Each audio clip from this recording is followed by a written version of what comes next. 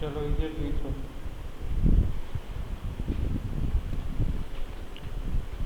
आज આપણે ચેપ્ટરના છેલ્લા લેક્ચર તરફ જઈ રહ્યા છીએ.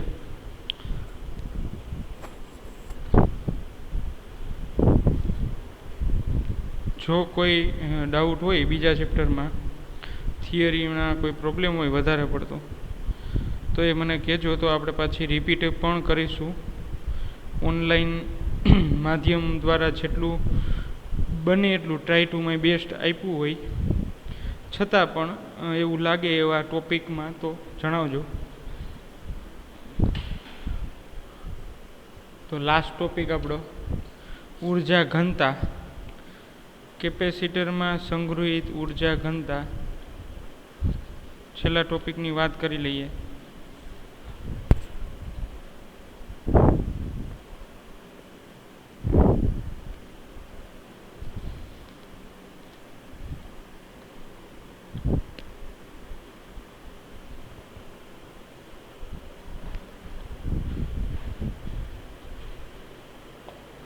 જોઈએ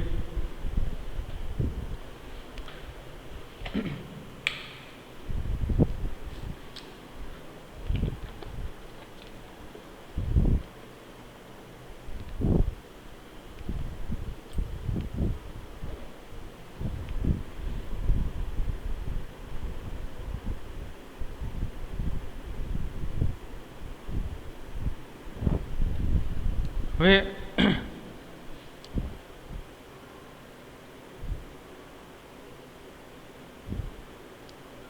ચેપ્ટરમાં કેપેસિટરના જે એપ્લિકેશન છે એની આપણે લાસ્ટમાં ડિસ્કસ કરશું કે ભાઈ કેપેસિટર નું વ્યવહારુ ઉપયોગ શું છે. ચલો, સંગ્રહિત ઉર્જાનું સૂત્ર પણ તમને લખી દઉં.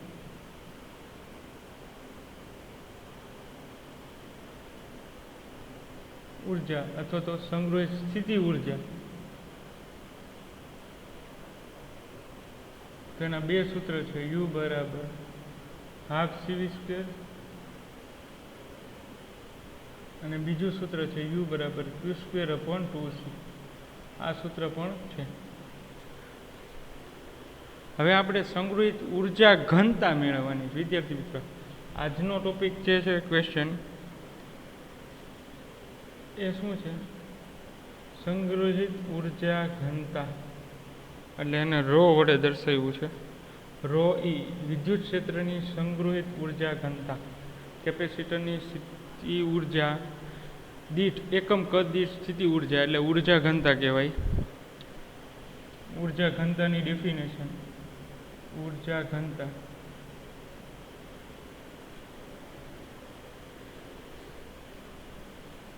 ની ડેફિનેશન થશે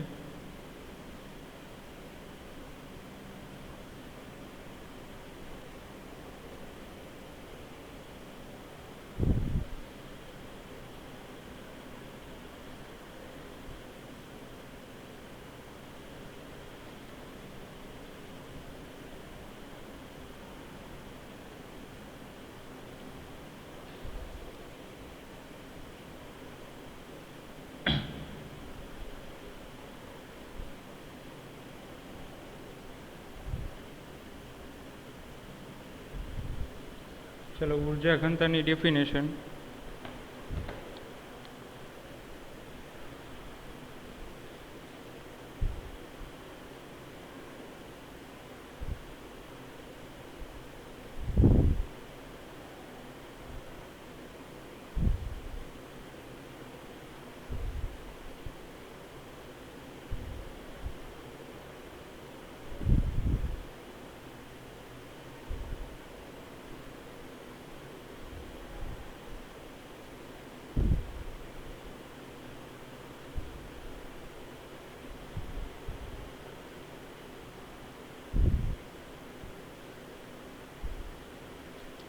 તો શું ડેફિનેશન છે? એકમ કદ દીઠ સંગ્રહિત ઉર્જા અથવા તો સ્થિતિ ઉર્જા, સંગ્રહિત સ્થિતિ ઉર્જા ને ઉર્જા ઘનતા ρ e કહે છે.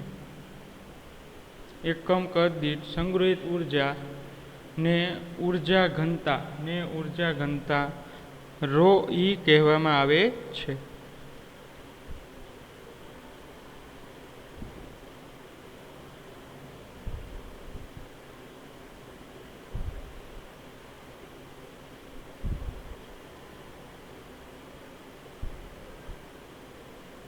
ચલો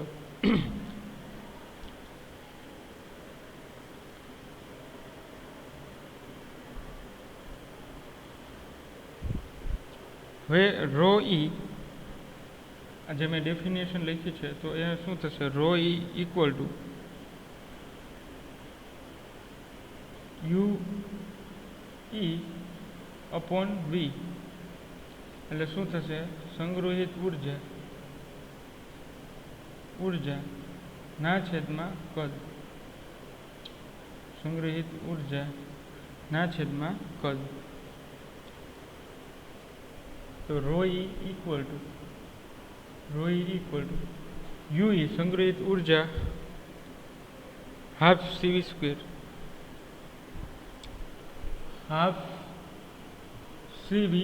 સ્ક્વેર અહીંયા લખેલું જ છે હાફ સીવી સ્ક્વેર ના છેદમાં આ વી છે એ વોલ્ટેજનો નથી, કદનો છે, કદનો. અને કદ બરાબર તમે આવું લખી શકો વિદ્યાર્થી મિત્રો, ક્ષેત્રફળ ગુણ્યા અંતર. તો રો ઈ ઇક્વલ ટુ શું થશે? હાફ સીવી સ્ક્વેર ના છેદમાં એ ઇન્ટુ ડી. આવું તમે લખી શકો.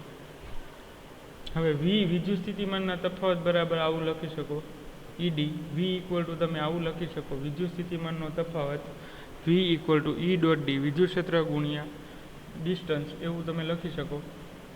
તો રો ઈ ઇક્વલ ટુ શું આવશે? Rho E equal to half E square D square upon A D. આવું લખી શકો છો.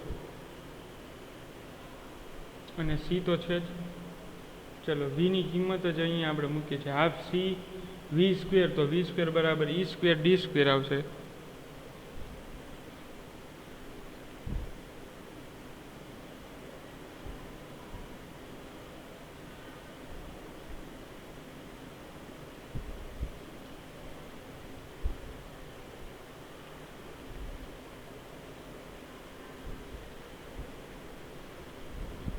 ત્યારબાદ સીની કિંમત પણ લખી શકાય એપ્સિલોન 0 એ અપોન ડી.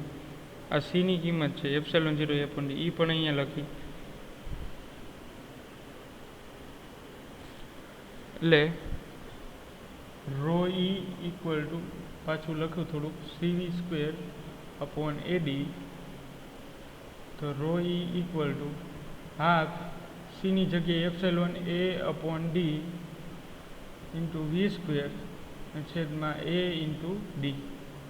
તો વ્યવસ્થિત લખવું તો rho E equal to half epsilon 0 A upon A D square into V square.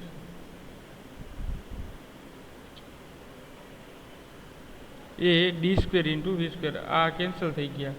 આગલા પેજમાં જોયું વી ઇક્વલ ટુ ઈડી લખી શકાય, તો એ અહીંયા લખીએ વી ઇક્વલ ટુ ઈડી. તો rho E equal to half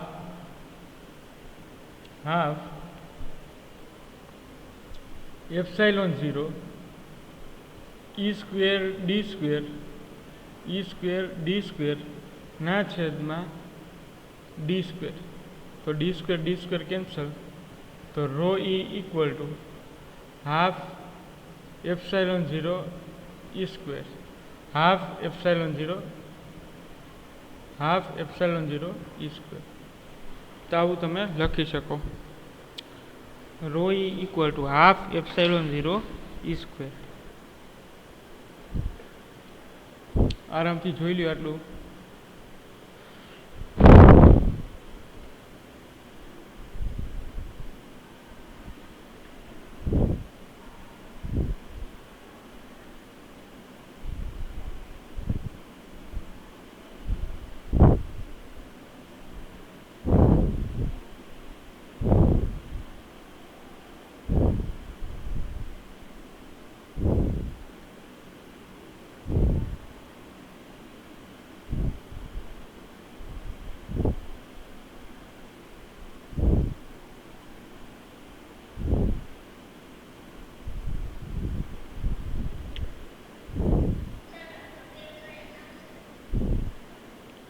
હવે આનું જે છે ચેપ્ટર નંબર 4 સાથે કનેક્શન છે. ચેપ્ટર નંબર 4 અને 5 એમાં પણ ચુંબકની ઉર્જા ઘનતા આવું મળે છે, હાફ મ્યુ 0 બી સ્ક્વેર. ત્યાં વિદ્યુત ક્ષેત્રની જગ્યાએ બી લેવાનું છે. એટલે ટોટલી પહેલા ચેપ્ટર બીજા ચેપ્ટર ઉપર જ આગળના ચેપ્ટર છે, પણ એના વિદ્યુત ક્ષેત્રની જગ્યાએ ચુંબકીય ક્ષેત્ર એટલે બી વડે રિપ્રેઝેન્ટ કરવાનું છે. ખાલી આટલો જ ચેન્જ આવશે. બાકી બધી વસ્તુ જે છે એ લગભગ મેજોરિટી કોમન જ આવે છે. ચલો, તો આ જે ફોર્મ્યુલા છે એ શું થઈ ગયું? ઉર્જા ઘનતા માટે. ઉર્જા ઘનતા જ્યાં એપ્સિલોન 0 શું છે તો કે શૂન્યાવકાશની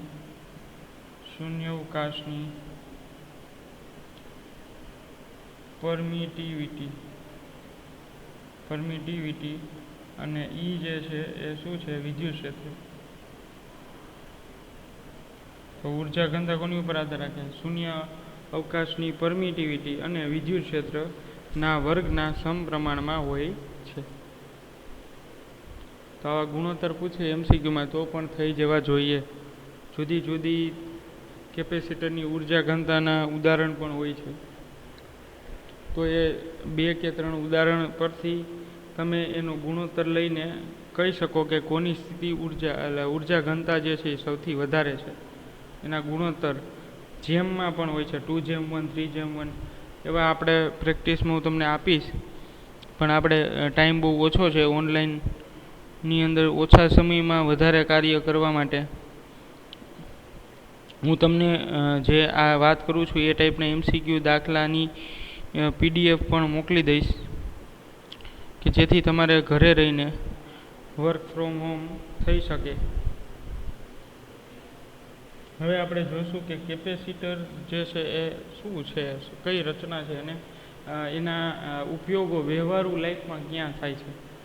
તો કેપેસિટર ટૂંકમાં વર્ક કઈ રીતે કરે? અત્યાર સુધી આપણે જોયું કે કેપેસિટર છે, આ કેપેસિટરની એપ્લિકેશન વાત કરું છું. કેપેસિટરની એપ્લિકેશન આપણે ચેપ્ટર ભણ્યું વિદ્યાર્થી મિત્રો, તો ખબર તો હોવી જોઈએ ને કે કેપેસિટર જે છે એ ક્યાં કામ કરે છે. એટલે એપ્લિકેશન ઓફ કેપેસિટર એપ્લિકેશન, તો એના ઉપયોગો. હવે કેપેસિટર છે ને એ ટોટલી અવરોધ જેવું કામ કરે છે. અવરોધ જેવું તો કામ કરે જ છે, બરાબર છે. એટલા વોલ્ટ ડ્રોપ થાય, બરાબર છે. 2 પ્લેટ વચ્ચે એટલા વોલ્ટેજ છે, વી વોલ્ટેજ એ ડ્રોપ થાય છે. તમે માનો કે અહીંથી 100 વોલ્ટ આપો છો તો કેપેસિટર ચાર્જ થાય છે. 100 વોલ્ટ આપો તો કેપેસિટર ચાર્જ થાય છે. તો અહીંયા કંઈક વોલ્ટેજ છે એ ડ્રોપ થાય છે, જમા થાય છે. એટલે એક રીતે અવરોધ તરીકે તો કામ કરશે. જ્યાં સુધી કેપેસિટર ફૂલી ચાર્જ નહીં થાય ત્યાં સુધી કેપેસિટર જે છે આગળ ચાર્જને જવા દેશે નહીં. ચાર્જ નહીં થાય, ફૂલી ચાર્જ નહીં થાય ત્યાં સુધી ચાર્જને આગળ પસાર થવા દેશે નહીં. એટલે એક રીતે અવરોધ તરીકે કામ કરે છે. બીજી વસ્તુ કે કેપેસિટર જે છે એ ઉર્જાનો સંગ્રહ કરે છે. કેપેસિટર છે ઉર્જાનો સંગ્રહ કરે છે. તો કે કેટલી ઉર્જાનો સંગ્રહ કરે છે? તો કે હાફ CV² અથવા તો Q²/2C. આ ઉર્જાનો સંગ્રહ આ પ્રમાણમાં થાય છે. કેપેસિટર દ્વારા જે ઉર્જાનો સંગ્રહ થાય છે એ હાફ CV² અથવા તો Q²/2C જેટલો સંગ્રહ થાય છે.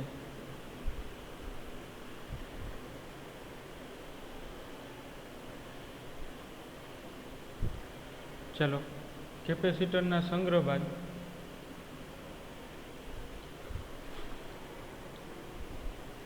કેપેસિટર છે એ એકચ્યુઅલમાં કઈ રીતે વર્ક કરે છે?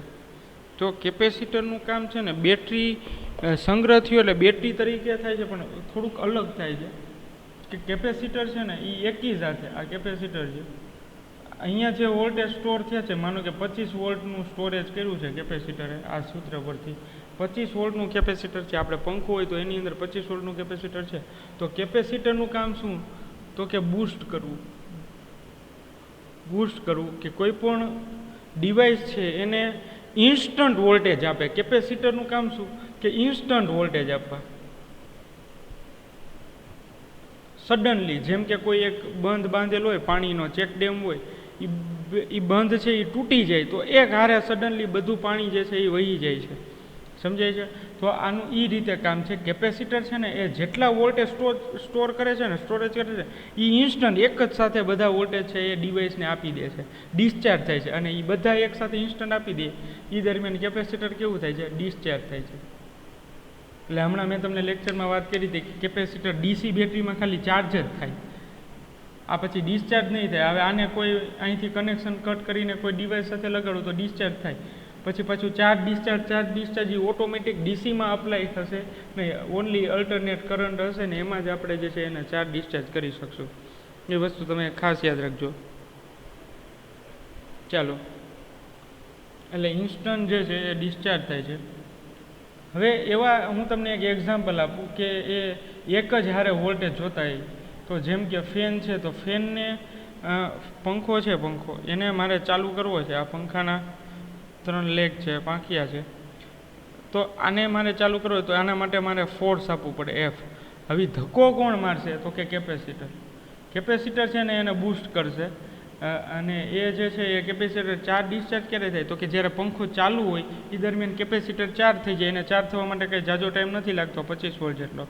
અને 25 વોલ્ટનો સીધો જે છે એ ઝટકો એટલે સીધું ટ્રિગર કરશે, ટ્રિગરિંગ કરશે. અને ટ્રિગરિંગ કરીને ફેનને જે છે ને ઇન્સ્ટન્ટ ઓન કરશે. તો આ કેપેસિટરની એપ્લિકેશન આ રીતે છે કે જ્યાં તમારે ઇન્સ્ટન્ટ કોઈ વસ્તુને બૂસ્ટ કરવું હોય, વોલ્ટેજ એક જ ઓછા સમયની અંદર વધારે વોલ્ટેજ દેવા હોય, ધક્કો મારવો હોય, બરાબર છે, ડિવાઇસને ઓન કરવી હોય. ધક્કો મારવો એટલે હું એ વારંવાર શબ્દ બોલું છું, આ વિદ્યુત સાથે એને કોઈ લેવા દેવા નથી, પણ ઇન્સ્ટન્ટ ફોર્સથી મારે કેપેસિટર જે છે ઇન્સ્ટન્ટ વોલ્ટેજ, હાઈ વોલ્ટેજ મારે આપવા છે ઓછા સમયની અંદર ડિવાઇસને રન કરાવવા માટે. તો એવા એપ્લિકેશનમાં, એવી ડિવાઇસમાં મારે કેપેસિટરની જરૂર પડે. સમજાય છે વિદ્યાર્થી મિત્રો? હવે એનું બીજું એક્ઝામ્પલ હું તમને આપું. એ છે કે આપણા મોબાઈલની અંદર કેમેરા અથવા તો કોઈ પણ કેમેરા. તો કેમેરાની અંદર જે છે એ ક્યાં થાય?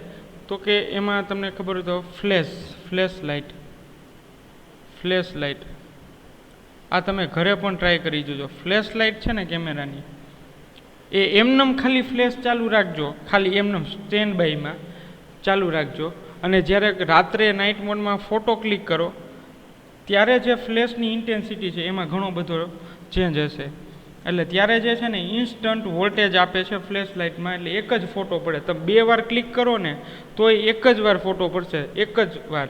કારણ કે એક જ વાર ફ્લેશ જે છે ને એ થશે, ફ્લેશ એક જ વાર થશે. કેપેસિટરના વોલ્ટેજથી એક જ વાર ફ્લેશ થશે. પછી કેપેસિટર છે એ ટોટલી ડિસ્ચાર્જ થઈ ગયું હશે. કેવું થઈ ગયું હશે વિદ્યાર્થી મિત્રો? ડિસ્ચાર્જ થઈ ગયું હશે. અને કેપેસિટર ડિસ્ચાર્જ થઈ જાય એટલે પછી એને ચાર્જ થવા માટે ટાઈમ લાગે છે. અને વચ્ચે એ દરમિયાન તમે ક્લિક કરો છો તો એ દરમિયાન કેપેસિટર ચાર્જ થાય છે. તમે જેમ ક્લિક કરશો એમ કોઈ ક્લિક થશે નહીં, કોઈ ફોટો પડશે નહીં. એ જ્યારે ચાર્જ થઈ જાય મિલી સેકન્ડની અંદર, માઇક્રો સેકન્ડની અંદર, એ દરમિયાન પછી જે છે એ પાછી ફ્લેશ થશે. તો આ એના જે છે એ ટાઈમ પીરિયડ હોય છે સેટ કરેલા. તો કેપેસિટરના ટાઈમ પીરિયડ પણ કોના ઉપર સેટ થાય છે એ બધું આપણે 12th સાયન્સમાં આગળ ભણશું કે ભાઈ એનો ટાઈમ કઈ રીતે નક્કી થાય, એની વેલ્યુ કઈ રીતે નક્કી થાય. પણ આ એના મેજર એપ્લિકેશન છે. પછી તમે એ પણ જોયું હોય કે જ્યારે આના ઘણા બધા એપ્લિકેશન છે, આપણે આપીએ એટલા ઓછા, પણ તમને 2-4 હું આપવું હોય કે જેથી તમારું માઇન્ડ સ્ટ્રાઇક થાય, તમને ખબર પડે કે capacitor how works to capacitor, કેમ કાર્ય કરે છે.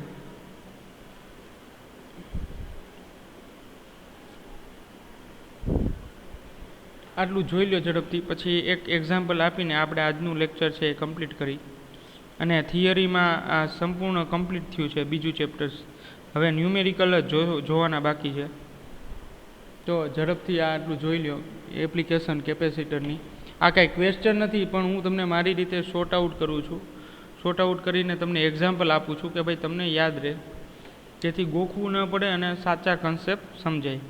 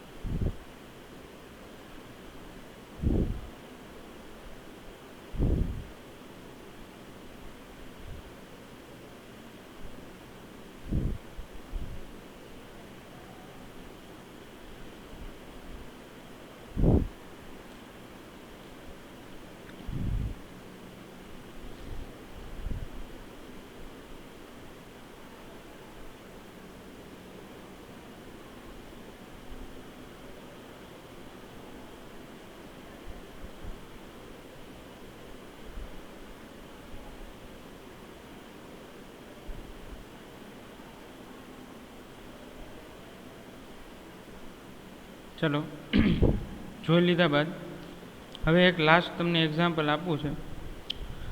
તમે ઘણા મૂવીમાં એમાં જોયું હોય કે સડનલી કોઈને હાર્ટ એટેક અથવા તો હાર્ટને રિલેટેડ પ્રોબ્લેમ થાય એને એમ્બ્યુલન્સમાં અથવા તો કોઈ પણ રીતે હોસ્પિટલ સુધી પહોંચાડવામાં આવે છે.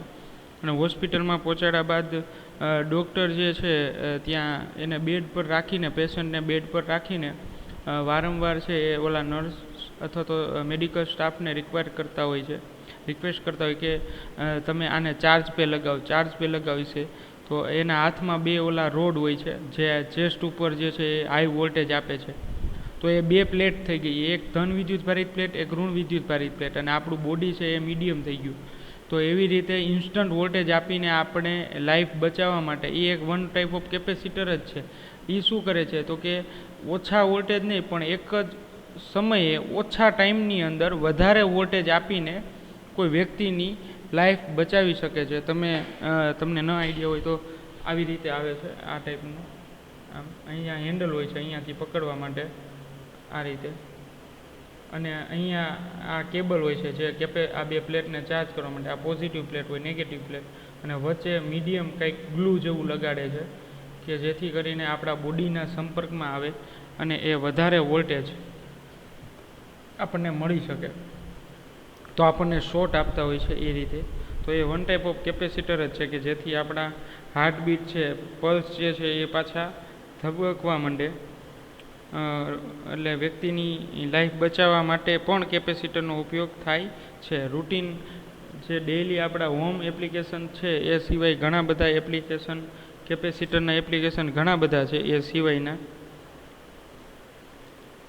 તો એ ખ્યાલ હોવો જોઈએ.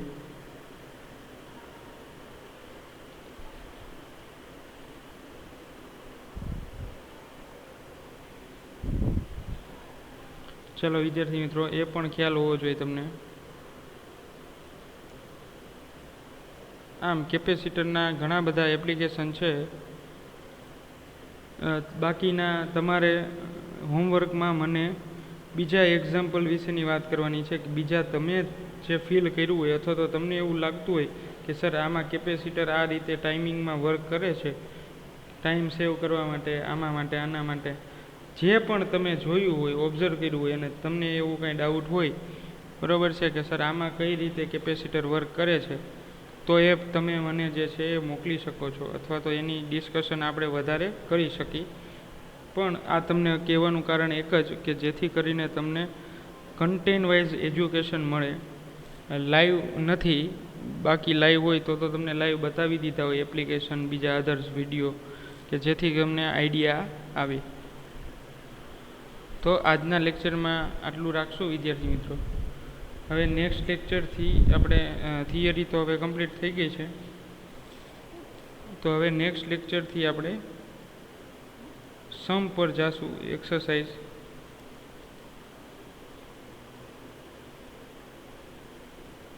જે છે એ જોતા જાશું.